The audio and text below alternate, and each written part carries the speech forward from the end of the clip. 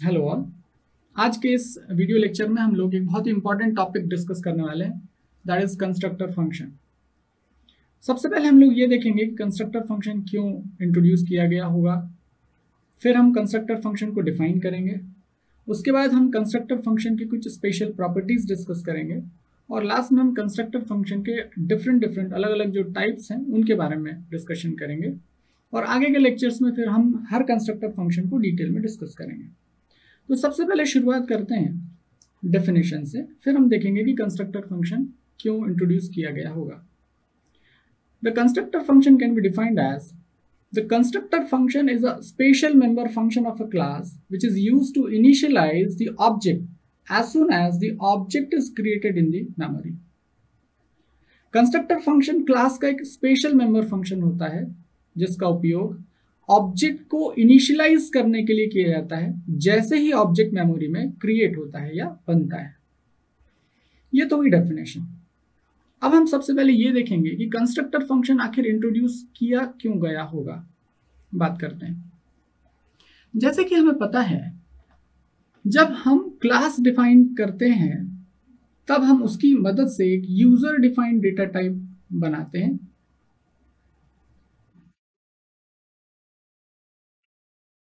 और जब एक बार कोई यूजर डिफाइंड डेटा टाइप या कोई भी डेटा टाइप आपके पास अवेलेबल है तो हम उसके वेरिएबल्स बना सकते हैं और उन्हीं वेरिएबल्स को हम ऑब्जेक्ट्स कहते हैं।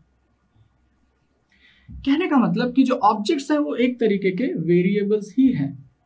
तो फिर अब वेरिएबल के केस में एक बहुत ही इंपॉर्टेंट पॉइंट होता है, that is the creation and initialisation of variables.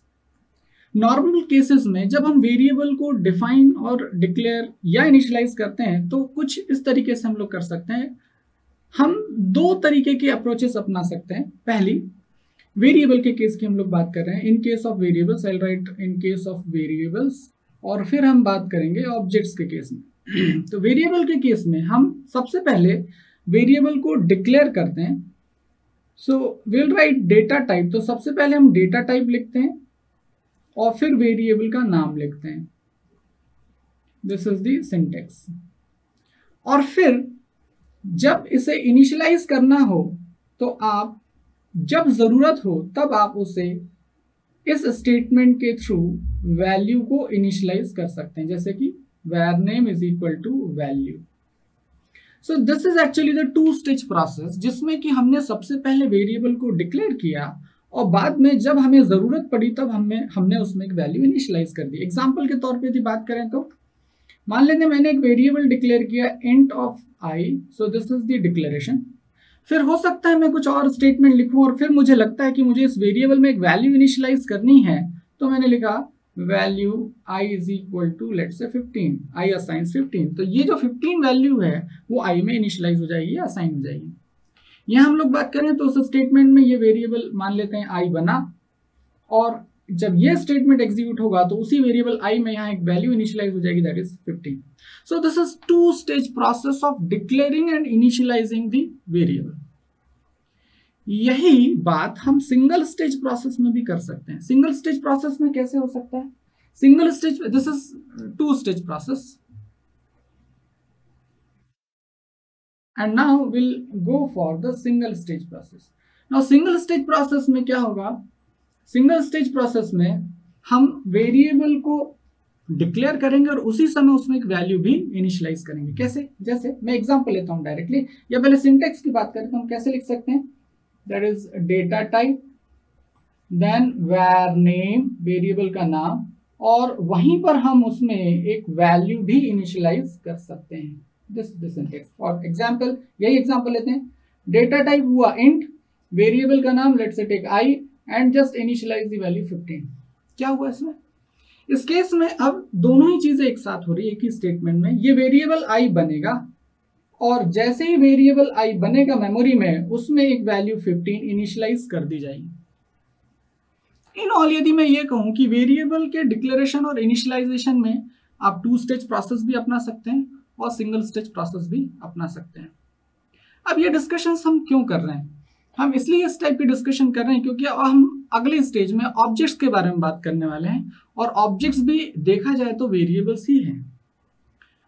तो अल्टीमेटली जब टू स्टेज और सिंगल स्टेज दो अलग अलग तरीके के प्रोसेसेस वेरिएबल को इनिशियलाइज या डिक्लेयर और इनिशियलाइज करने के लिए अवेलेबल है, तो फिर चूंकि ऑब्जेक्ट्स भी वेरिएबल ही है तो ऑब्जेक्ट्स के लिए भी यही दो तरीके एप्लीकेबल होने चाहिए। यहां हम बात करें, यदि मैंने जैसे कि पहले कहा कि कंस्ट्रक्टर फंक्शन क्यों इंट्रोड्यूस किया गया होगा, तो मैं यहां पे कह सकता हूं समानता का अधिकार या समानता के भाव के तहत कंस्ट्रक्टर फंक्शन इंट्रोड्यूस किया गया होगा। अभी देखते हैं कि वो भाव या वो अधिकार कहां पर आ रहा है, देखते हैं। अब हम ऑब्जेक्ट्स के बारे में बात करें तो ऑब्जेक्ट्स के लिए भी अब यही चीजें होनी चाहिए क्योंकि ऑब्जेक्ट भी वेरिएबल ही है। तो सबसे पहले हम बात करेंगे two stage process in case of objects. Objects के लिए टू स्टेज प्रोसेस कैसे होगी, तो अब आप देखिए, यदि मुझे ऑब्जेक्ट बनाना हो, मतलब वो वेरिएबल ही है, तो मैं कैसे लिखता हूँ, क्लास नेम, यही आपके डेटा टाइप का नाम होता है, and then we'll write object name. This is the syntax to define an object or declare an object. इसके बाद जब हम ऑब्जेक्ट बना चुके होते हैं तब उसे इनिशियलाइज करने के लिए फिर हम कुछ मेंबर फंक्शन का उपयोग करते हैं और उनकी मदद से हम ऑब्जेक्ट को इनिशियलाइज करते हैं। यहाँ एक एग्जांपल की बात करें, मान लेते हैं हमारे पास एक कॉम्प्लेक्स क्लास है, उस कॉम्प्लेक्स क्लास के लिए मुझे ऑब्जेक्ट बनाना है, तो first of all will have to write the data type. What is the data type? That is the name of class, that is complex, sorry, तो will use the name as complex. तो यहां मैंने complex class का example लिया, और मैं object की बात करूं तो मान लेते हैं ऑब्जेक्ट का नाम मैंने लिया सी। जैसे ये स्टेटमेंट एग्जीक्यूट होगा, एक मेमोरी एलोकेट होगी, let's say this is the memory which is allocated with the name as C, and there will be two partitions as we are taking the example of complex class. एक part होगा real जिसको मैं short में are लिख रहा हूं, और दूसरा पार्ट होगा इमेजिनरी जिसको शॉर्ट में मैं आई लिख रहा हूं।